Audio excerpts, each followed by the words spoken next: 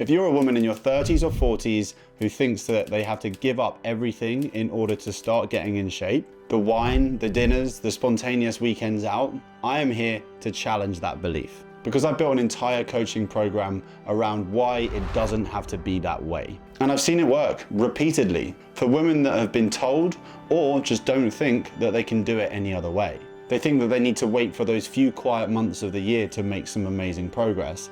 But newsflash, when do we ever have a quiet month? Today, I'm going to show you exactly how we do this. So here's the narrative that I hear constantly. A woman in her late 30s, early 40s, career is going really well. She's got a full life, friends, family, travel, and a social calendar that she really enjoys. She's been trying to lose weight for years. She's on plan during the week, and then a work dinner or a weekend trip away comes up and she feels like she's absolutely blown it. So Monday, she restricts hard to compensate, and then the cycle starts again. She's not lazy, she's not undisciplined. We've just spoken about how she's got a great career, but somewhere along the way, she has got the message that results require sacrifice. And that means the social life has to go. I'm here to tell you that message is wrong and it is keeping you stuck. Fat loss that lasts is fat loss that can be done in your actual life. It can't be in a version of your life where you never go out with friends, you never drink, you never have any fun in any situation. The question should never be, how do I avoid social situations? The question is, how do I navigate them without derailing everything? And the answer starts with what I call the anchor habit. Pick one or two nutritional habits that you stick to in your day, regardless of what's going on. For most of my clients, this is hitting their protein target and trying to get 3 real meals in per day.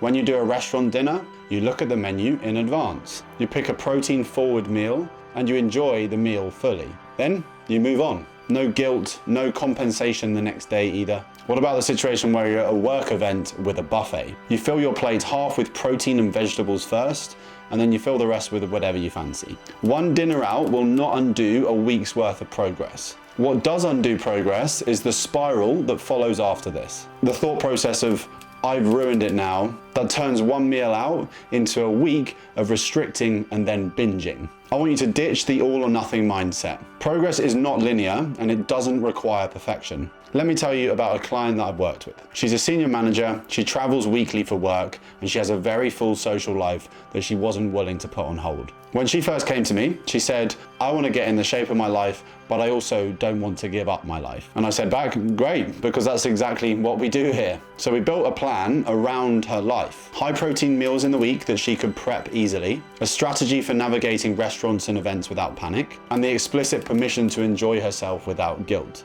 She lost 12 pounds over 4 months. She went on 2 work trips, a weekend away with her girlfriends, and a family vacation all within this time. She didn't skip a single social event. She told me it was the first time she had lost weight without feeling like she was losing herself. To sum this up, your social life isn't the reason you're not hitting your goals. The belief that you have to sacrifice your social life is. The correct approach to fat loss is the one that actually lasts long term. It works around your life and not against it. It might not be the most aggressive approach where you lose 30 pounds in 12 weeks.